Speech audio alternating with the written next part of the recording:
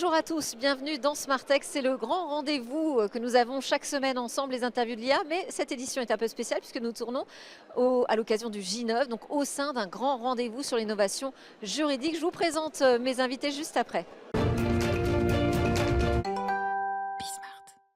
C'est parti pour les interviews de l'IA dans cette édition spéciale J9 au sein du grand rendez-vous sur l'innovation juridique. Et j'ai donc deux séquences à vous proposer avec quatre invités. On commence ensemble tous les deux. On commence avec Jonathan Williams. Bonjour Jonathan. Bonjour. Barrister, on peut traduire par avocat à la cour finalement, hein, dans les pays du common law. Vous êtes un ancien procureur de la Couronne et vous êtes membre du barreau de Paris, directeur aujourd'hui de France Legora. C'est à ce sujet que je vous ai fait venir. Et à côté de vous, Christophe Lemay. Bonjour Christophe. Bonjour.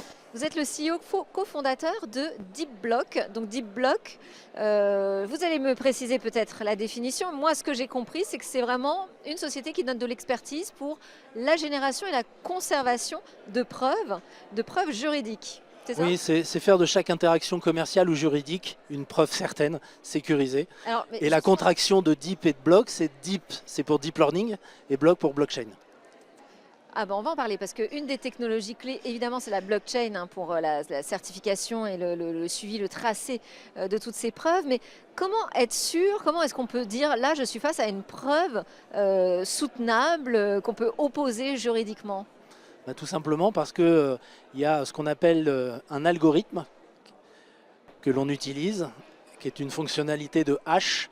Et ça permet, si vous voulez, de convertir une donnée, quelle que soit sa taille, quelle que soit sa forme, en une chaîne de caractères de 64 caractères de long, et qu'on va stocker dans un registre, en l'occurrence un registre blockchain, qui est immuable, puisqu'on ne peut pas modifier les enregistrements. D'accord. Donc c'est comme ça que ça fonctionne. En fait, c'est l'authenticité, c'est ça, du document ? Alors, c'est l'authenticité et c'est l'intégrité avec le registre derrière. Ouais. Et c'est ce qu'on appelle la PAF, la piste d'audit fiable, que normalement toutes les entreprises doivent avoir ou détenir, justement parce que c'est un peu la boîte noire de l'entreprise. C'est un peu comme il y a un crash d'avion, la première chose qu'on va voir c'est la boîte noire pour savoir qu'est-ce qui s'est passé avant. Et si on n'a pas ça comme preuve dans une blockchain en l'occurrence, eh ben, on n'est pas capable de retracer l'anomalie qui a pu se passer. Quand on doit valider un document juridique, quand on veut apporter la preuve qu'on a bien donné notre autorisation, on va signer, on voit les boutons signature. Ça se résume à ça aujourd'hui, la preuve vraiment d'un acte numérique légal ? Non, non, non. C'est plus complexe que ça. C'est Ouais. qu'on va sceller un document avec un certificat. Et ce certificat, on est en Europe, on est en France, donc c'est un certificat de la norme eIDAS. Et donc on va sceller d'abord un premier document avec ce certificat.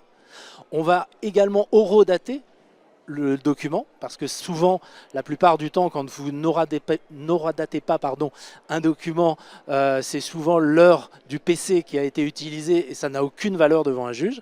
Et derrière, effectivement, on va garder une preuve indélébile dans le registre blockchain pour pouvoir garantir que le document n'a pas été altéré dans le temps. Donc ça fait 2 fois qu'on emploie la technologie blockchain, donc on comprend bien que c'est quand même au cœur de votre solution. L'IA, l'intelligence artificielle, intervient quand même à un moment ? Alors pas dans la blockchain directement. Non, je veux dire dans votre solution ?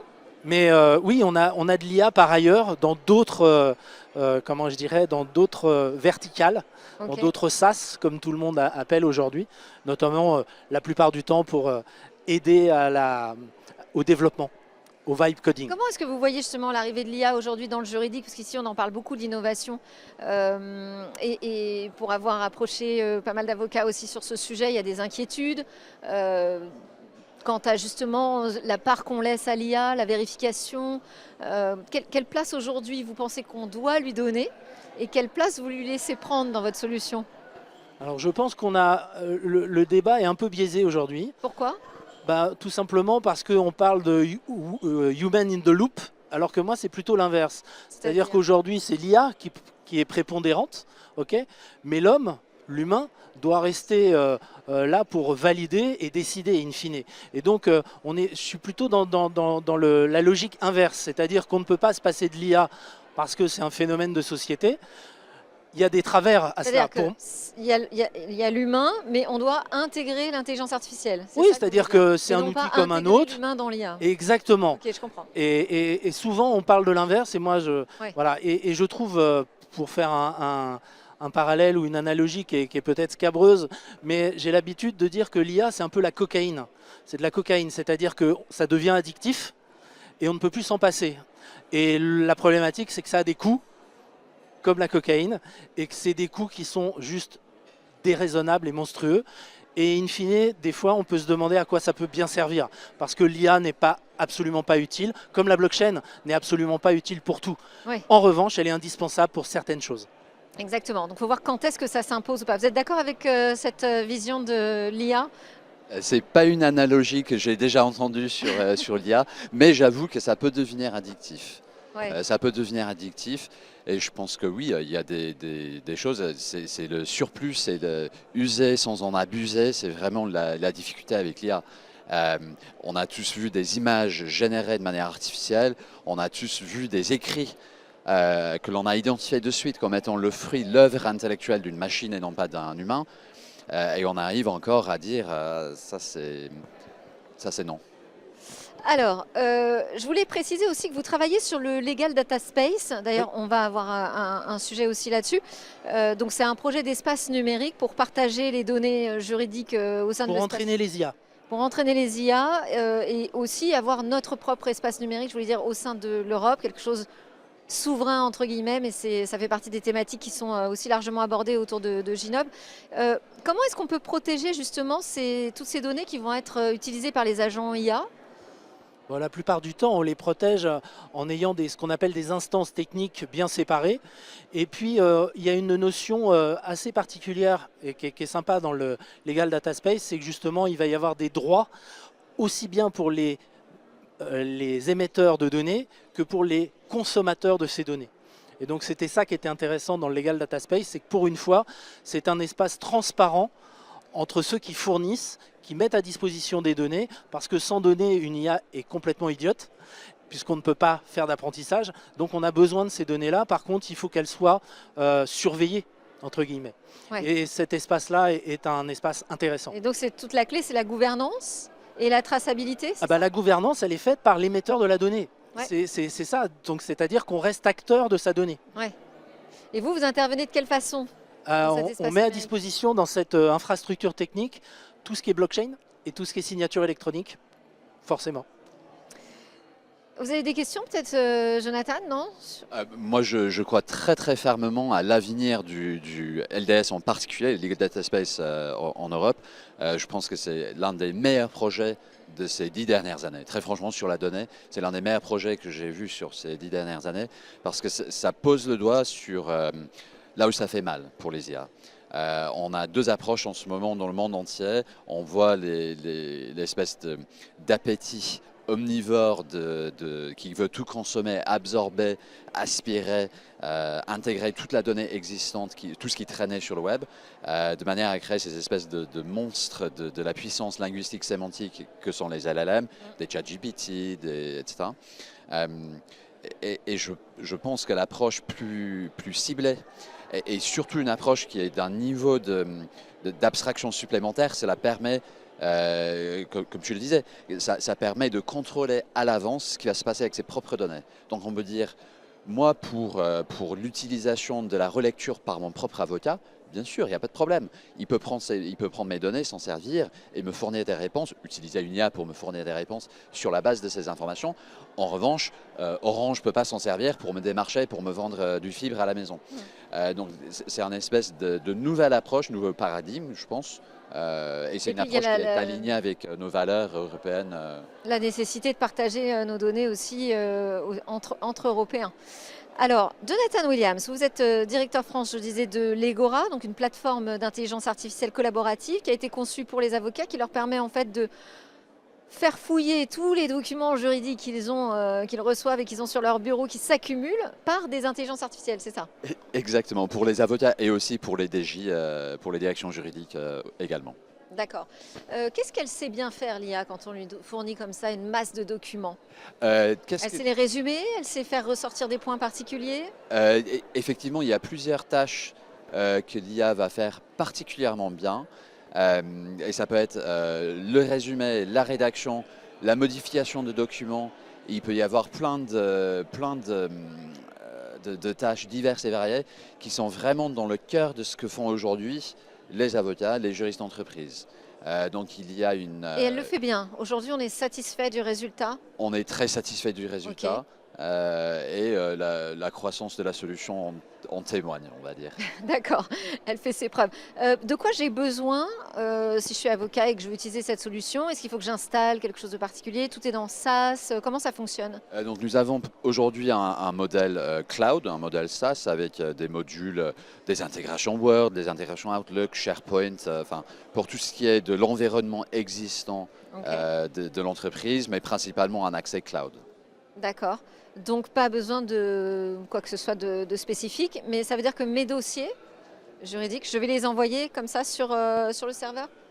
Effectivement, tout ce qui passe par une IA est traité sur un serveur quelque part. Et on le rappelle, le cloud, ce n'est que l'ordinateur de quelqu'un d'autre. Oui.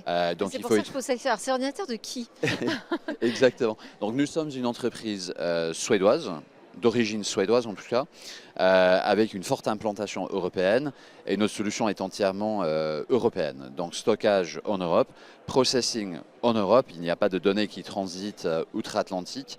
Les entreprises peuvent stocker à un endroit précis, exact au sein de l'Union si elles le souhaitent. Les entreprises peuvent gérer ce qu'on appelle, et je m'excuse par avance pour la partie technique que je ne maîtrise point, mais bring your own key, on gère soi-même ses clés de cryptographie. C'est une option également. D'accord. Mais Vous vous offrez différents niveaux de protection. Forcément, pour une entreprise qui accompagne, comme d'ailleurs D-Block, qui accompagne les avocats, les juristes d'entreprise, les banques, le secteur financier, voire même des États souverains, on a été obligé de cocher un certain nombre de cases d'un point de vue informatique. Oui. Les IA sont capables de gérer combien de tonnes de documents simultanément? Et quel type d'analyses sont particulièrement recherchées aujourd'hui par les cabinets qui travaillent avec vous? De quoi ils ont vraiment besoin? Un exemple classique pour un cabinet, et c'est le même type de fonctionnalité pour des DJ, mais sur un autre versant, ça va être l'audit, le fameux audit. Le directeur juridique passe sa tête. Il faut que je sache combien de contrats on a signé en Q3 de l'an dernier en Pologne avec des clauses de limitation de responsabilité non standards. Et si on n'a pas un outil bien calibré, trouver une réponse à cette question est difficile. L'IA peut trouver la réponse à cette question sur 15 000 documents, 150 000 documents, 15 millions de documents, en l'espace de quelques minutes ou heures, selon le volume. Donc ça, c'est un cas d'usage parfaitement classique et en DJ et en cabinet. Aujourd'hui, vos clients sont quoi, des Européens principalement? C'est des Européens, donc en France, on Vous travaille dites des avec... directions juridiques de quel type de groupe? Ça va être Accor, Edenred, d'autres boîtes du CAC 40. Ça va être Jantet, Dentons, Deloitte, Cléry Gottlieb, des gros cabinets, des petits Qui cabinets. sont déjà très familiers avec finalement les solutions cloud. Donc c'est un peu un passage naturel pour elles. Donc, non, c'est plus compliqué? Oui, facile. Le cloud, on passe d'être acquis. Il y a très peu d'entreprises qui ont des réticences encore sur le cloud. Mais c'est vrai que la nature nouvelle de l'IA, la technologie nouvelle qu'il y a, fait que forcément il y a de nouvelles questions. Mais en général, on arrive à trouver des réponses adéquates. Donc on est encore au début pour vous de toute cette aventure de l'utilisation de l'IA pour de la recherche dans le document. Ok. Vous vouliez peut-être réagir aussi, Christophe? Non, je peux compléter ce que disait mon camarade de jeu, c'était que l'IA sait très bien comparer des choses. Je vous donne un exemple, on parlait de hash tout à l'heure, c'est-à-dire la chaîne de caractères qui permet d'isoler un document par un autre. L'IA donne la vision du document, ce que le hash ne permet pas. Vous voyez? Et donc, elle est très forte pour comparer des données. On parlait de contrats juridiques, mais je peux vous donner des exemples dans la santé. Comparer des centaines de radiographies permet tout de suite de déceler si une pathologie est présente ou non chez un patient. Voilà, ça, l'IA sait très bien le faire. Merci beaucoup à tous les deux. Merci Christophe Lemay. Je rappelle que vous êtes le cofondateur de la Legal Tech D-Block et Jonathan Williams, le directeur France de Legora. Vous restez avec nous parce que le temps que deux invités s'installent, petite coupure et on revient. C'est la suite des interviews de l'IA ici au grand rendez-vous de l'innovation juridique J9 avec deux nouveaux invités donc, qui ont pu prendre place à mes côtés. Merci beaucoup. Daria Vikorova, vous êtes juriste d'entreprise dans l'agroalimentaire et pilote du projet IA chez Daregal. Donc on va discuter de ça ensemble, mais je vous propose qu'on commence ensemble, Martin Bussy. Bonjour, vous êtes le cofondateur du Legal Data Space. Juste avant que vous n'arriviez, on commençait déjà à en parler. Donc un espace numérique souverain dédié au partage de données juridiques donc au sein de l'espace européen. Concrètement, qu'est-ce que ça veut dire? Vous fournissez une infrastructure? Oui, voilà, effectivement, c'est un projet qui peut sembler assez complexe, Oui. parce qu'il recouvre de multiples dimensions. Pour essayer de faire court, le Legal Data Space est un intermédiaire de données au sens du Data Act, donc une infrastructure qui permet aux agents IA ou aux algorithmes, aux assistants IA d'utiliser des données juridiques en l'occurrence, de diverses sources. Elles peuvent être privées, elles peuvent être en open data, elles peuvent être de tiers, et elles peuvent être gratuites ou payantes.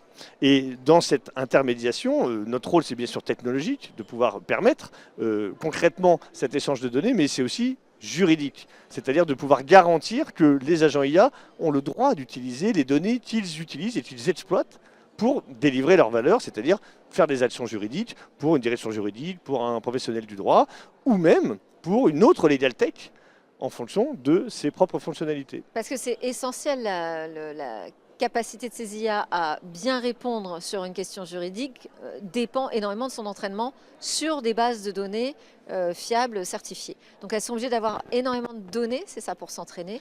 Et aujourd'hui, ça se passe plutôt sur des plateformes américaines, c'est ça?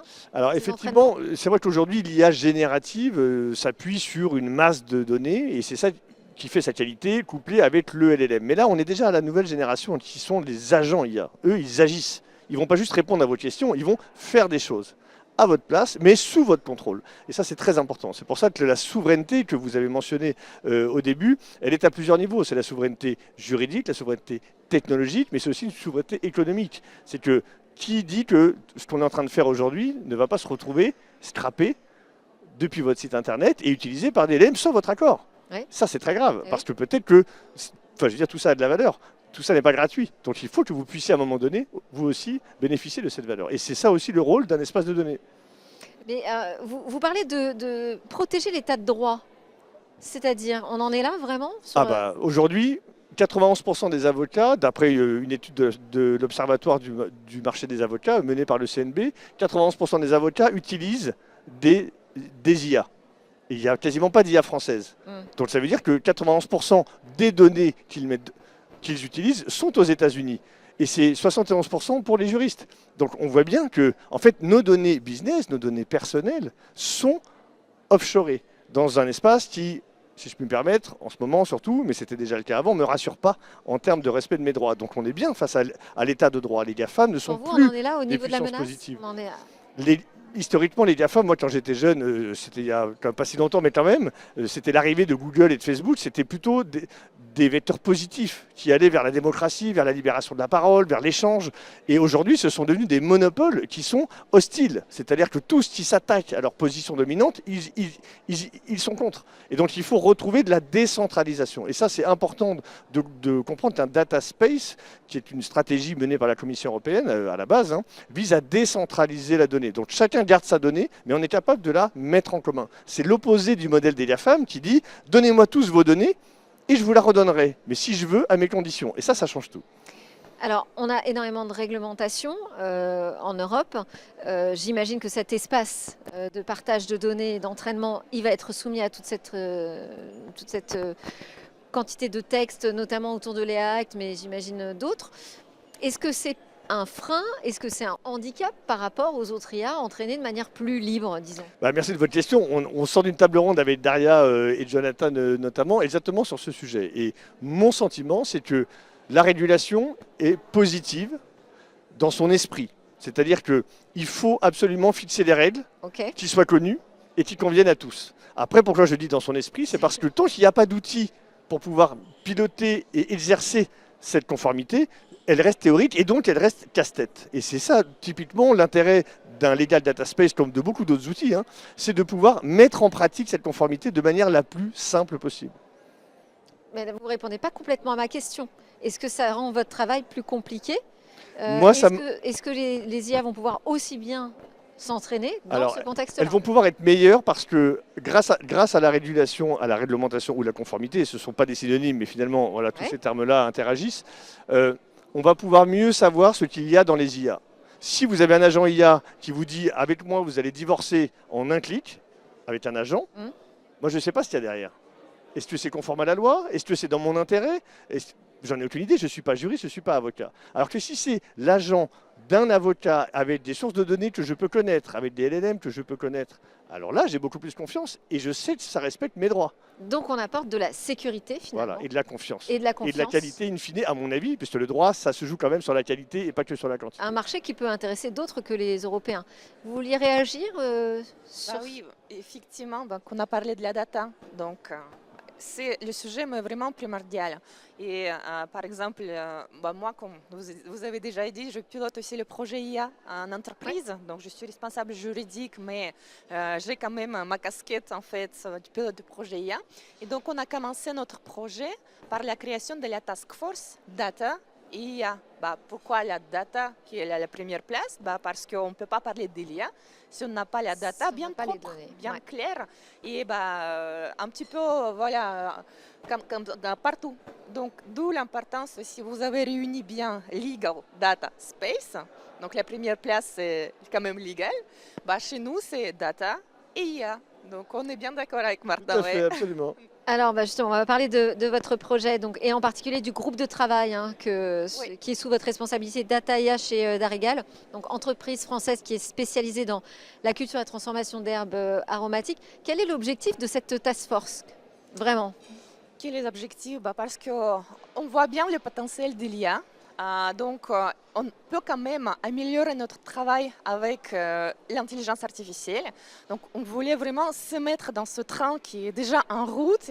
Et en fait, on voit l'IA comme, comme on a parlé tout à l'heure, vraiment avantage compétitif.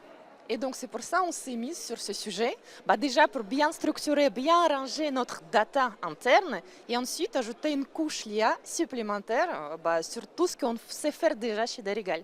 Et l'idée, c'est quoi? C'est de trouver des cas d'usage Oui, oui, pour effectivement. faire émerger peut-être de nouveaux métiers ou d'autres produits, d'autres services? Déjà, on a commencé par les formations. Donc, on a lancé les formations pour En tous les interne? collaborateurs en interne. Donc, c'est moi qui forme en fait D'accord. sur l'intelligence artificielle. J'ai déjà formé plus de 250 collaborateurs l'année dernière et je continue cette année. Toutes les filiales, les nouveaux arrivants, c'est inclus dans le parcours du coup d'intégration.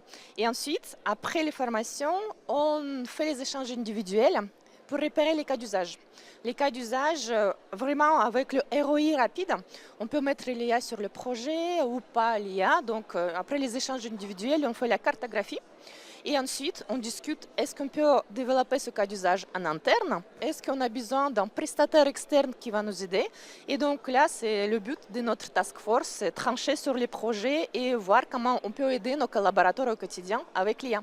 Parce que vous avez entendu la problématique d'époque, c'est-à-dire qu'il y a Ah oui, beaucoup d'essais, de bien tests sûr. qui se font en entreprise, mais finalement, c'est plus difficile quand il Ouais. s'agit vraiment de passer à l'opérationnel et à l'échelle. Ouais. Vous rencontrez cette difficulté aussi?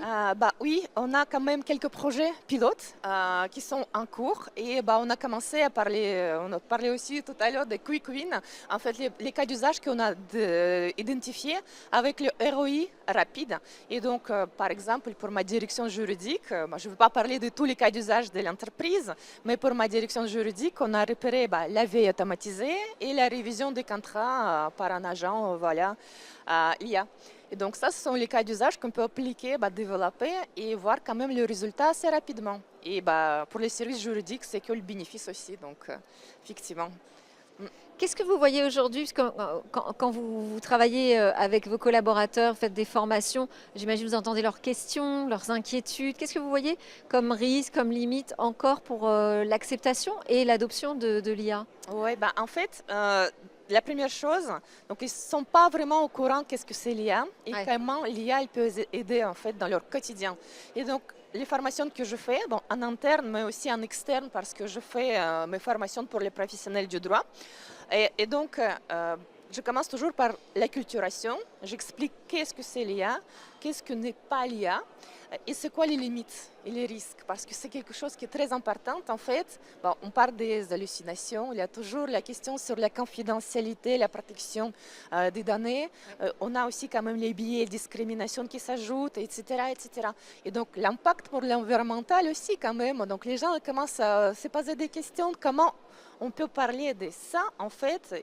D'un côté, on est une entreprise RSE qui respecte voilà, tous les engagements et en même temps, bon, on utilise l'IA qui c'est pas très clair en fait sur ce sujet.